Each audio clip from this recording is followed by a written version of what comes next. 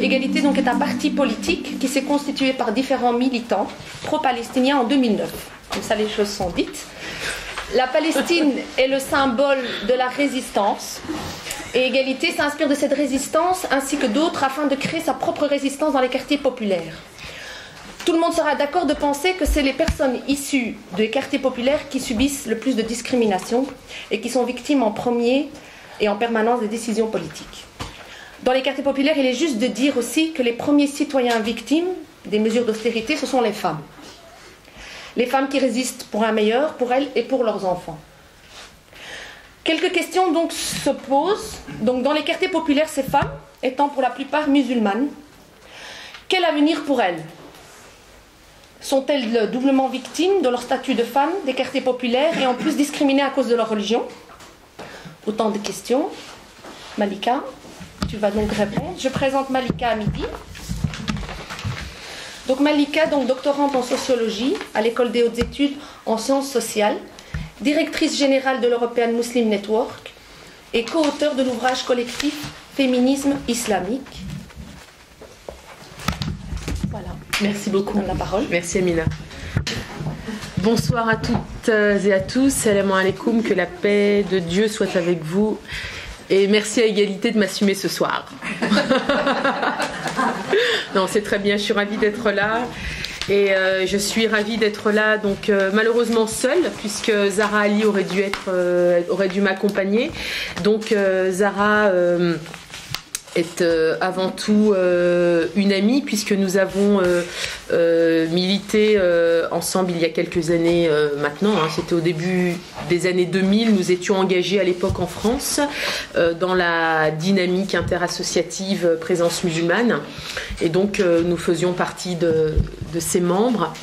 Et puis Zahra s'est engagée donc ensuite dans le projet d'une thèse. Elle travaille actuellement sur la question des femmes irakiennes.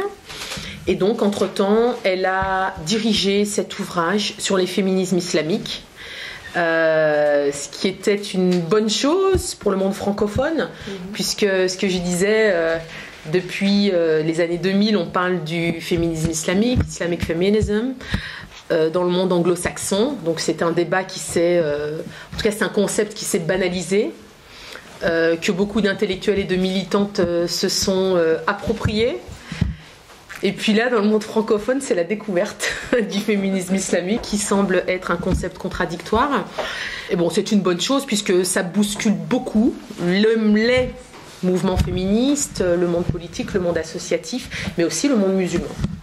Et donc c'est très bien qu'elle ait lancé finalement cet ouvrage en langue française, puisque les 3/4 de la littérature, pour qui s'intéresse à la question du féminisme islamique, les 3/4 des articles, des ouvrages sont rédigés en anglais, puisque la pensée a surtout été élaborée et structurée par des intellectuels musulmanes ou non, qui travaillent principalement dans la langue anglaise. Donc c'est vrai que la langue anglaise a été une barrière dans la diffusion et dans la compréhension du concept, puisque en 2006, nous on en parlait déjà, mais les gens, c'était vraiment, qu'est-ce qu'elle raconte là, ce concept, la féminisme islamique, elles veulent occidentaliser l'islam, elles viennent avec une stratégie qui est absolument pas concevable à l'intérieur de l'islam. Donc en 2006, on comprenait pas le concept.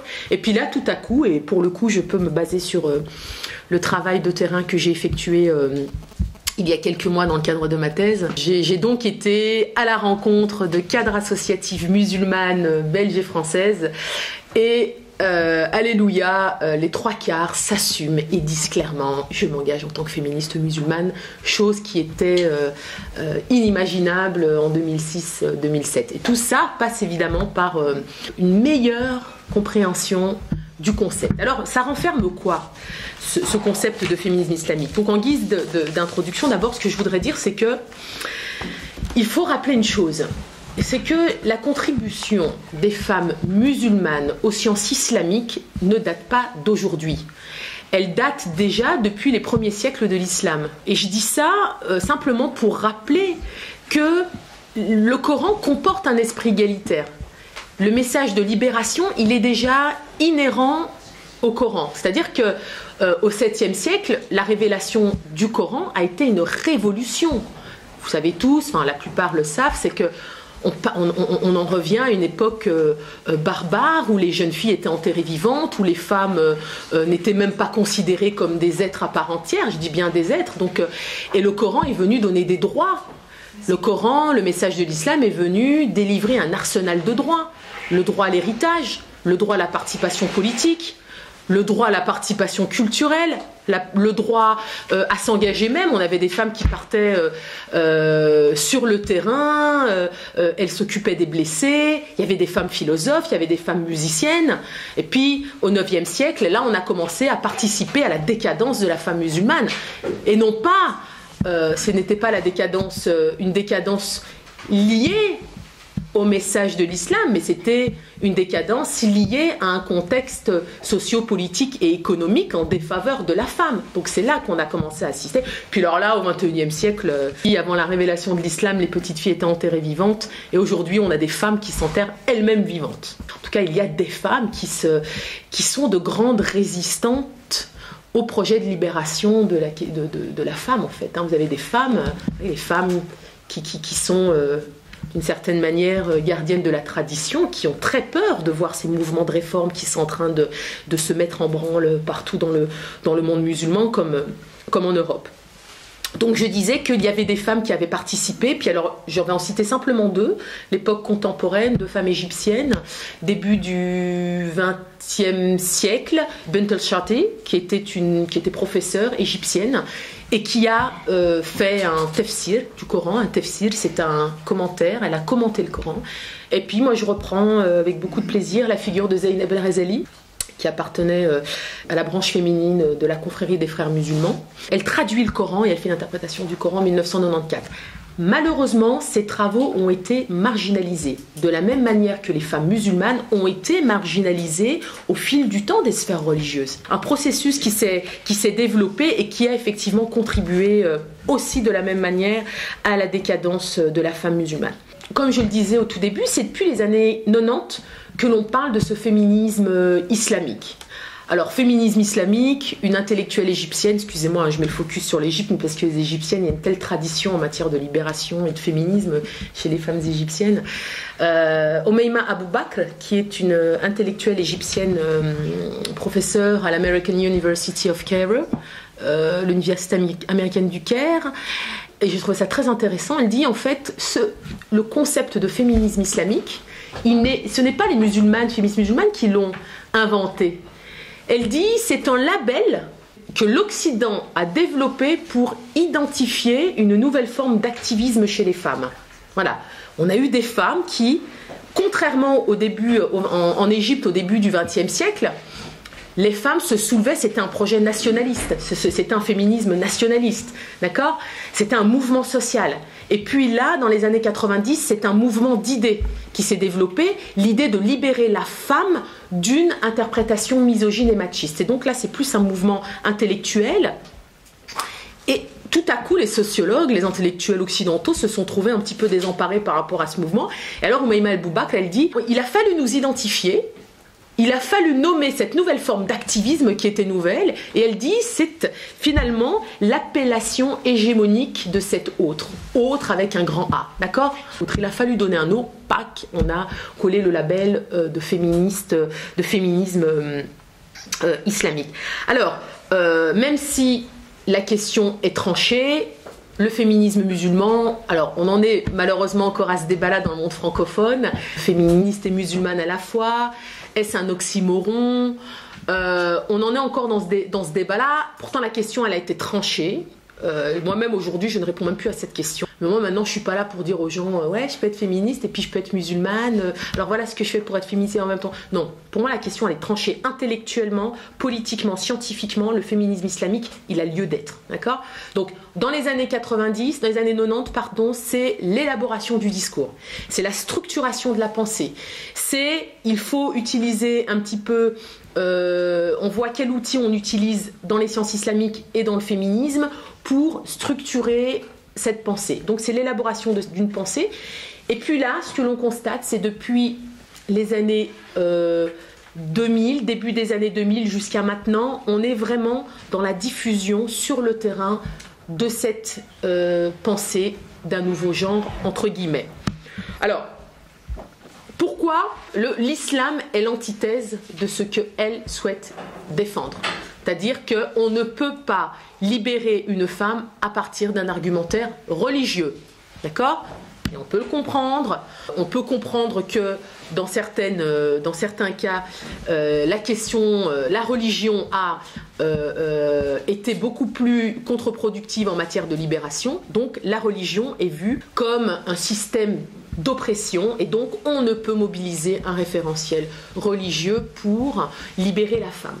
Et puis d'un autre côté, chez les musulmanes, ce que l'on a constaté, c'est que en terre d'islam comme en Occident, elles ont rejeté, d'abord, les intellectuels que l'on a catégorisés comme féministes musulmanes, au départ, elles ont rejeté l'appellation. Elles ont dit non, on fait un travail de réinterprétation des textes, vous pouvez utiliser tous les mots, ijtihad, djihad au féminin, vous pouvez utiliser tous ces arguments, toutes ces appellations, mais pas féministes musulmanes. D'ailleurs, on a eu des intellectuels comme Emina Wadoud qui au début rejetait l'appellation, aujourd'hui elle l'assume pleinement. Nadia Yassine, que certains d'entre vous connaissent, qui rejetait le concept et qui aujourd'hui l'assume. Beaucoup d'autres et qui disent en fait l'essentiel, c'est que l'on comprenne le sens et la portée de ce mouvement de pensée. Au départ, il y avait vraiment cette idée de dire non.